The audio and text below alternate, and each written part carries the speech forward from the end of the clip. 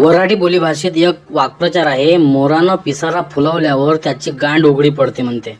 याचा अर्थ होते का एकीकडे मोठेपणा दाखवायला गेलो का दुसरीकडे पंचायत होते. सामान्य माणसाचं जगणं राजीव असंच आहे. एक साल गोष्ट करायला गेलो तर दुसरी गोष्ट राहूनच जाते. समजा एखाद्या माणसाले त्याच्या पोराचा वाढदिवस चांगला धुमधडाक्यात करायचा आहे, तर तो बिचारा इकडून तिकडून पैशाची जमवाजमव करते, साठवून ठेवलेले पैसे बाहेर काढते, काही बायकोले मागते. बाकी कुठं द्यायचे असन तर ते थांबवून ठेवते, पण पोराचा वाढदिवस चांगला धुमधडाक्यात करते. वाढदिवस तर होऊन जाते, पण पुढचे 4-6 महिने याची गांड लागते. लोकांचे पेमेंट देता येत नाही, कुणाले सांगितलं राहते का तुम्हाला बा एका महिन्याला वापस करतो, ते करता येत नाही, सोनं सोडून घेता येत नाही.